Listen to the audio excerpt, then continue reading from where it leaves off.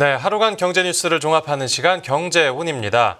티몬과 위메프의 판매 대금 미정산 사태의 후폭풍이 계속되고 있습니다. 정부가 부랴부랴 5천억 원 넘는 긴급 자금을 투입하기로 했는데 이 관련 내용부터 뉴스포인트에서 다뤄보겠습니다. 오늘 뉴스포인트는 권용욱 기자와 함께합니다. 네, 안녕하십니까? 안녕하십니까? 네, 이 티몬 위메프 사태가 벌어진 지 지금 일주일 정도 됐는데 그간의 과정부터 간략하게 되짚어 주시죠.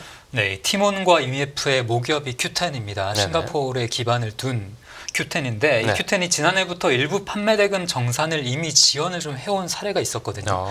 그런 상태에서 이 티몬과 위메프의 부실한 재무 구조가 이 판매자들 사이에서 빠르게 좀 확산이 되면서 판매자들의 불안감이 증폭된 게 이번 사태의 촉매제라고 볼 수가 있겠습니다. 네. 가장 최근이 이달 8일인데 이때가 위메프의 자금 정산일이었습니다. 그런데 위메프가 판촉 할인율 오류를 이유로 400개 안팎의 위탁 판매자들에게 대금 지급을 일시 중단을 하게 됩니다. 사실 위메프는 이때만 해도 정산금 지급 여력이 충분했다라고 하는데요.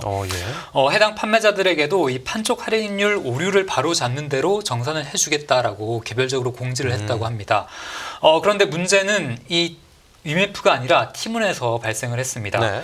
위메프의 정산 일시 중단에 이제 불안을 느꼈던 티몬에 입점한 판매자들이 일시에 대거 티몬에서 이탈을 하면서 순식간에 작은 경색이 나타난 건데요. 재무 구조가 위메프보다 훨씬 더 허약한 게 사실 티몬인데 그동안 티몬은 이 판매 대금 돌려받기로 간신히 정산일을 맞춰왔습니다. 네. 그러니까 A라는 판매 업체가 벌어들인 판매 대금을 A 업체에게 정산을 해주는 게 아니라 B 업체에게 정산을 해주는 식으로 좀 판매 대금을 돌려받기를 해왔는데 네네. 이번에 이 거래 규모가 큰 중대형 판매자들마저 이탈을 하면서 이렇게 판매 대금 돌려받기 시스템이 더는 작동을 할 수가 없게 된 거죠. 예. 위메프의 정산 지연 사실이 알려진 지난 11일부터 티몬이 정산 지연을 공지한 지난 22일까지 걸린 기간이 보름도 채 안 되는 기간인데 이렇게 짧은 기간에 이번 사건이 좀 진행이 됐다 이렇게 보시면 되겠습니다. 네, 진짜 급박하게 돌아갔는데 그리고 다른 이커머스 경쟁자들도 이번 사태를 주시하고 있을 겁니다. 근데 아무래도 이 재무 상태가 다들 그렇게 좋지만은 못하니까 이번 사태를 강 건너 불구경하듯이 보고 있지만은 못하겠죠. 네, 맞습니다. 경쟁사들은 결국 터질 게 터졌다라는 반응 속에 라메일이 아니다라는 심정으로 이번 사태의 추이를 좀 예의주시하고 있다고 합니다. 예. 11부방가와 컬리 같은 경우에는 최근 수년간 매년 1천억 원 안팎의 영업 손실을 좀 기록을 해왔고요. 그리고 신세계그룹 계열인 G마켓도 사정이 좋지가 않습니다. 네. 지난 2022년과 2023년 동안 누적 영업 손실이 1,000억 원에 가깝게 그렇게 좀 기록이 되고 있습니다. 예.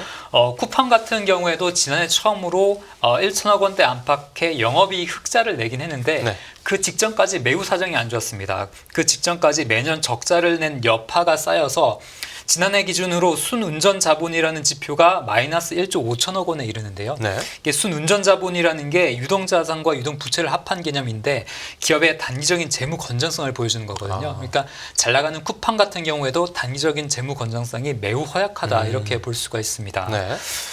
이번 사태로 이커머스 플랫폼 전반의 재무 건전성에 이제 판매자들이 경각심을 갖게 되면서 이 판매자들로서는 어떤 플랫폼에서 과연 거래를 해야 되느냐라고 불안감이 아주 커질 수밖에 없는 상황이라고 할 수 있겠습니다. 네, 이 다른 경쟁사들로도 불똥이 튀는지 유심히 지켜봐야 하겠고요.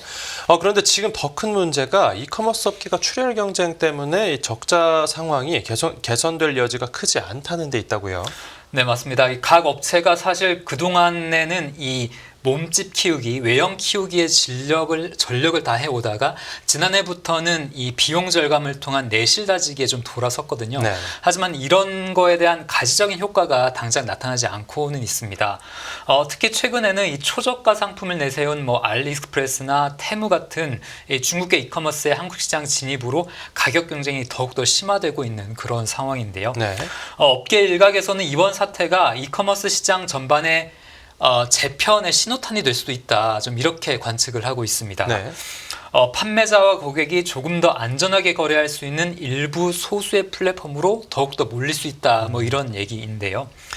같은 맥락에서 네이버나 쿠팡 같은 대형 이커머스 업체나 아니면 상대적으로 거래 안정성을 담보할 수 있는 대기업 계열, 그러니까 롯데나 신세계 같은 그 계열 이커머스로 쏠림 현상이 더욱 심화될 수 있다. 뭐 이런 전망이 나오고 있습니다. 예. 미래에셋증권이 최근 보고서에서 관련 코멘트를 좀 내놨는데 Q10은 판매자와 소비자의 신뢰를 잃은 이상 이제 이용자 이탈은 불가피하다라고 진단을 했습니다. 그러면서 이 Q10 그룹의 총 거래액이 7조 원을 넘는 것으로 추정되는데 이 자금이 다른 경쟁 오픈마켓으로 유입될 가능성이 크다라고 그렇게 관측을 했고요. 예. 이번 사태를 계기로 이 이커머스 시장에서 플랫폼과 판매자 그리고 소비자 간의 이 거래 관계에서 이 신뢰라는 게 가장 중요한 최우선 가치로 일단 떠오르게 됐습니다. 네네. 각 플랫폼이 재무 개선 노력에 좀 박차를 가하는 채찍이 될 수도 있겠다. 뭐 이런 예상도 나오고 있습니다. 네, 이번 사태가 반면 교사가 돼야 하겠고, 네.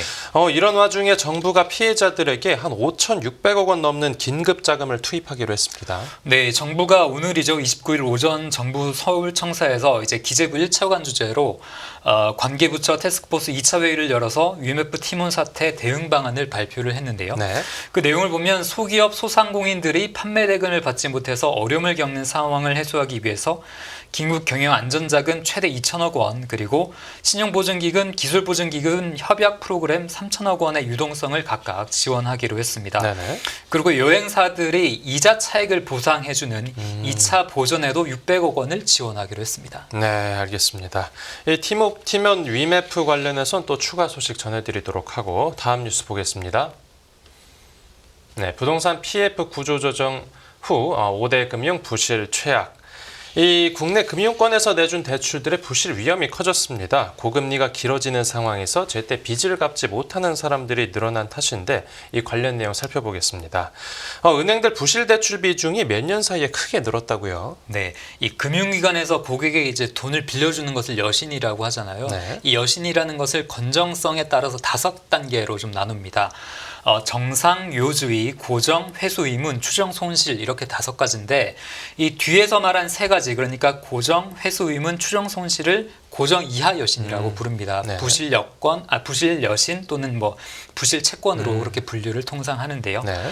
그런데 국내 5대 금융지주의 이 고정 이하 여신 잔액이 지난 2분기 기준으로 12조 원을 넘어섰다고 합니다. 그리고 이 총 여신에서 고정 이하 여신이 차지하는 비율 역시 5년 만에 가장 높은 수준으로 뛰어올랐는데요. 네.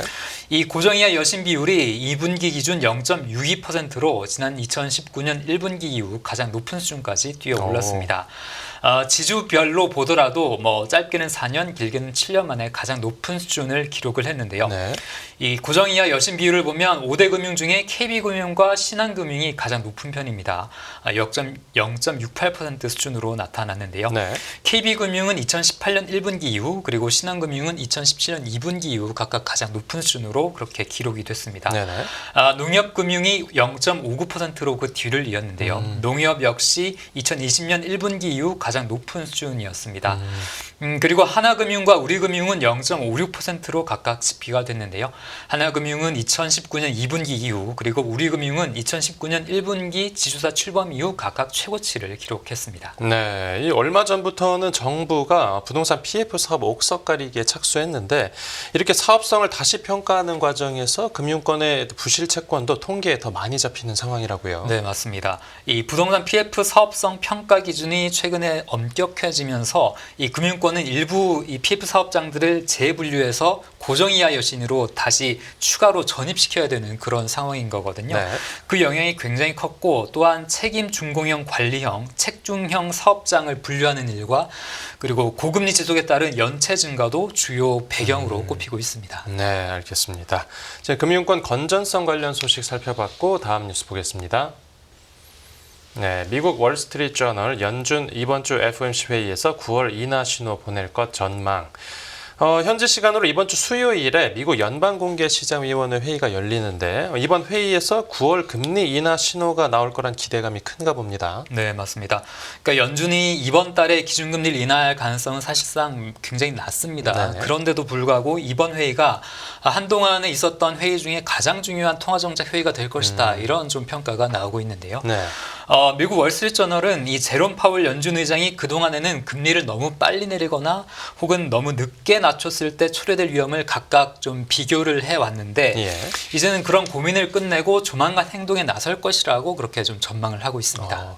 뭐 시장 기대감은 그렇긴 한데 이 연준 쪽에서는 계속해서 금리 인하에 대해서 조심스러운 태도를 보이고 있지 않습니까? 네, 맞습니다. 그러니까 시장 안팎에서 금리 인하 요구가 상당히 좀 거셌거든요. 그럼에도 이 연준은 인플레이션이 2%로 지속해서 낮아진다는 더 큰 확신이 필요하다라면서 신중한 자세를 쭉 고수를 해왔습니다. 네. 뭐 이것은 연준의 금리 인하가 이제 단 한 번으로 끝나는 게 아니라 일단 한 번 시작하면 앞으로 계속 이어질 금리 인하 행렬의 신호탄이 될 수도 있기 때문에 신중한 자세를 취할 수밖에 없었습니다. 네. 하지만 최근 들어서는 이 연준 내부에서도 금리를 인하하는 데 있어서 시기를 놓치는 문제, 즉 실기에 따른 경제 충격 가능성에서 우려를 좀 하는 그런 목소리가 좀 커지고 있거든요. 네. 연준 내부에서 연준 3인자로 불리는 이 존 윌리엄스 뉴욕 연방준비은행 총재가 있는데 이분이 네네. 최근 인터뷰에서 연준 위원들이 7월과 9월 사이에 많은 정보를 얻을 수 있을 것이라며 7월에는 금리 인하 가능성이 낮다라는 것을 인정을 했습니다. 그러면서도 언젠가는 금리를 인하해야 할 그럴 결정을 해야 할 시점이 우리 앞에 놓여 있다라고 강조를 했는데요. 네. 월스트리트저널은 한 발 더 나아가서 연준이 금리를 이제 내려도 될 여건이 이미 갖춰진 상황이다라고 그렇게 좀 진단을 했습니다. 예. 최신 지표에서 인플레이션 둔화세가 확인이 됐고 또 임금 상승을 촉발했던 고용시장이 이 냉각되고 있음이 확인됐다는 게 주요 배경으로 꼽히고 있습니다. 네, 이번 회의 결과 한번 주목해서 봐야겠습니다. 오늘 뉴스 포인트는 여기서 정리하죠. 잘 들었습니다. 감사합니다.